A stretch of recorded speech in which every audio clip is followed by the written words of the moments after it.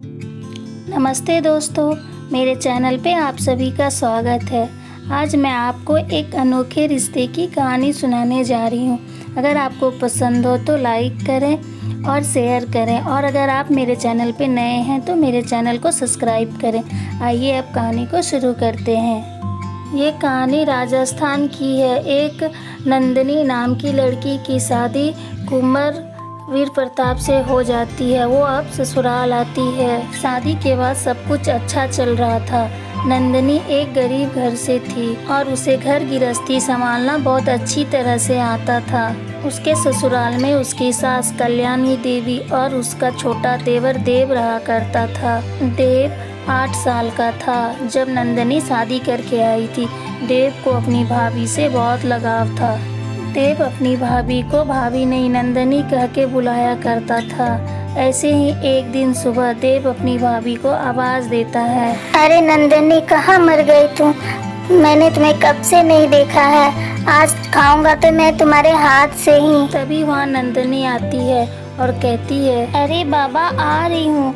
मैं आपके लिए मैगी बना रही थी और सुबह से काम में बहुत बिजी थी, इसलिए आपने मुझे नहीं देखा होगा। और चलो मैं आपको खिला देती हूँ, उसके बाद मुझे बहुत सारा काम करना है। अरे नंदिनी, तुम कितना काम करती हो? कभी खाना बनाती, कभी झाड़ू लगाती, कभी पोछा लगाती हो। इतना काम करोगी, आराम कब करोगी? अरे मैं आपको खिला दूंगी और थोड़ा काम करके फिर मैं आराम करूंगी। वैसे आप मेरी चिंता मत करो। कैसे चिंता ना करो तुम्हारी? तुझे पता तो है कि मैं तुमसे कितना प्यार करता हूँ। अरे बाबा, मैं आराम कर लूँगी। अब आप मैगी तो खा लो, नहीं तो ठंडी हो जाएगी तो अच्छी नहीं लगेगी। तभी वहाँ पर नंदिनी की सास कल्याणी देवी आती है और नंदिनी कहती है, अरे देव बेटा, ये तुम्हारी भाभी है और तुम उसको नाम लेके बुलाते हो। ये तुम्हारी भाभी है, भाभी माँ या भाभी कह के बुलाओ। जो हमसे बड़े होते हैं उसे हम नाम लेके नहीं बुलाते, उसको हम उसके रिश्ते से बुलाते हैं। और लोग हमें कहता है कि हमने तुम्हें संस्कार ही नहीं दिया है, तो आज से तुम इसे भाभी या भाभी माँ कह के बुलाना। ये मेरी भाभी नहीं है, मेरी बींदनी है, बींदनी। मैं नंदिनी से बहुत प्यार करता हूँ। अगर मैं कहीं चले जाता हूँ या नंदिनी कहीं चले जाती है तो मुझे नंदिनी की बहुत याद आती है। बड़े होकर मैं नंदिनी से ही शादी करूँगा। ख्याल तो आप भी मेरा बहुत रखते हो देवर जी, और मेरी तो शादी हो चुकी है। जब तक आप मेरे से शादी करने के लिए तैयार हो गए तब तक तो मैं बहुत बड़ी हो जाऊंगी। मुझे तो बस मेरी नंदिनी ही चाहिए, और कोई नहीं चाहिए। सच में बड़ा ही नादान बच्चा है तू। खैर, बच्चे को कुछ भी कह लो, करेगा तो वो बच्चे वाली ही बात। खैर छोड़ ये सब बात। नंदिनी, तुम मेरे साथ छत पे चलो। अचार डाली हूँ सूखने के लिए, उसे डब्बे में डालना है। अच्छा माँ जी, ठीक है, मैं आती हूँ अभी। नंदिनी के पति वीर प्रताप स्वभाव से लड़ाकू आदमी था। वो आए दिन किसी से न किसी से लड़ते रहता था। ऐसे ही एक दिन वीर प्रताप रात को लड़ाई करके घर आता है। उसके शरीर पे बहुत सारी चोटें लगी हुई थी और ये चोट देखकर नंदिनी उससे कहती है, ये क्या है? शरीर पे इतनी सारी चोटें। मैंने आपको कितनी बार समझाया है कि लड़ाई झगड़ा करना बंद कर दो। इसमें क्या रखा है? आप मेरी बात मानते ही नहीं हो। इतनी सारी चोट लग गई है आपको। मेरा नाम वीर प्रताप ठाकुर है ना, किसी के आगे नहीं झुकता। जो मुझसे बहस करेगा उसको मैं इसी तरह से मारूंगा, और चाहे बदले में मेरी जान ही क्यों न चली जाए। कम से कम अपने बारे में नहीं तो हमारे बारे में सोच लिया करो। आपको कुछ हो जाएगा तो हमारा क्या होगा? इस लड़ाई झगड़े में कुछ भी नहीं रखा है।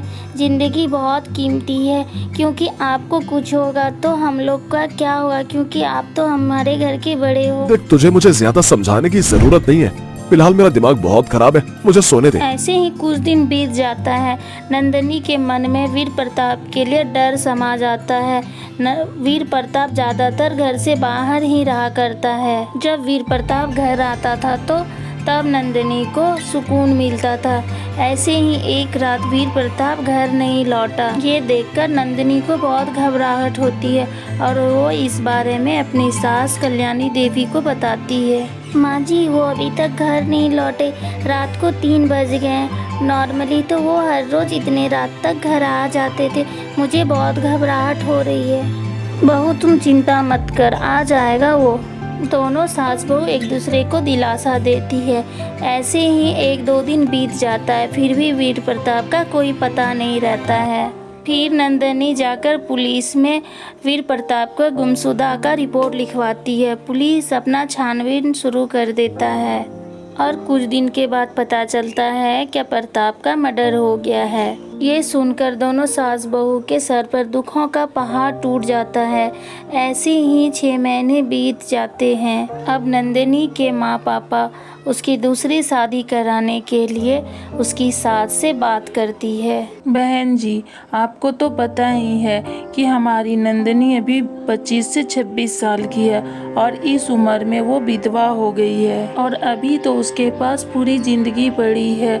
इतनी बड़ी जिंदगी इस तरह काटना बहुत मुश्किल है। आप तो जानते ही हैं कि ऐसे में लोग कितनी बुरी नज़र से देखते हैं। मैं नहीं चाहती कि मेरी नंदिनी को ये सब दौर से गुजरना पड़े, तो क्यों ना नंदिनी की हम लोग दूसरी शादी करवा देते हैं। वो अपनी ससुराल चली जाएगी और वहाँ अपनी नई जिंदगी की शुरुआत करेगी। बात तो आपकी ठीक है बहन जी, चलिए नंदिनी से इस बारे में बात करते हैं, देखते हैं वो क्या फैसला लेती है। नंदिनी की सास उससे दूसरी शादी करने के बारे में बात करती है।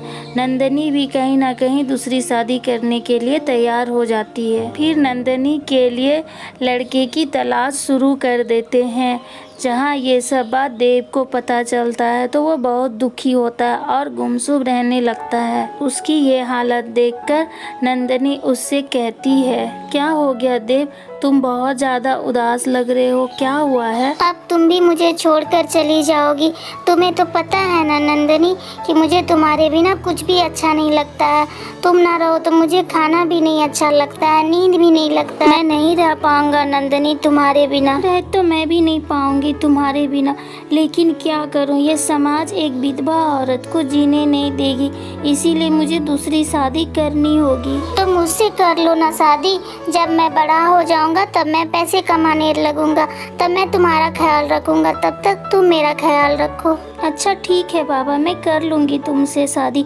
फिलहाल अभी खाना खा लो और सो जाओ। नंदिनी की सास उसकी सारी बातें सुन रही थी और एक दिन वो अपनी बहू नंदिनी से कहती है, बेटा नंदिनी, मैं जानती हूँ अब जो मैं तुम्हें कहने जा रही हूँ वो सुनकर तुम्हें अच्छा ना लगे। तू मेरे घर की सदस्य है और सच बताओ बेटा तो तुम्हारे बिना मेरा भी मन नहीं लगेगा। तू मेरे बेटे से शादी कर लेना। मैं जानती हूँ कि तुम्हारा देवर अभी छोटा है, लेकिन देव को तुम्हारी आदत हो चुका है, वो तेरे बिना नहीं रह पाएगा। वो तुझसे बहुत प्यार करता है और मैं जानती हूँ कि वो तुमसे बहुत छोटा है। ये सब बात तुम्हें एक्सेप्ट करने में बहुत समय लगेगा, लेकिन मेरी बात मान ले, मेरे बेटे से शादी कर लो। नंदिनी बहुत ही समझदार थी, वो समझ रही थी कि मेरे बाद इस घर का क्या होगा, इसलिए वो परिस्थितियों को समझकर शादी के लिए हाँ कर देती है। आसपास के लोग देखकर उसका मजाक उड़ाते हैं। ये लोग कहते हैं दुल्हन बड़ी और दूल्हा छोटा, लेकिन नंदिनी को ये सब से कोई फर्क नहीं पड़ता।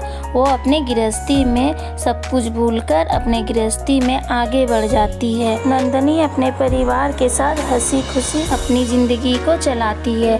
तो बताइए दोस्तों, नंदिनी को क्या करना चाहिए? जो नंदिनी ने किया, क्या वो सही था? अपनी राय को आप कमेंट बॉक्स में ज़रूर लिखें। अगर आपको मेरी ये कहानी पसंद आई तो आप मेरी कहानी को लाइक करें और शेयर करें, और आप मेरे चैनल पे नए हैं तो मेरे चैनल को सब्सक्राइब करें। मेरी वीडियो देखने के लिए थैंक यू।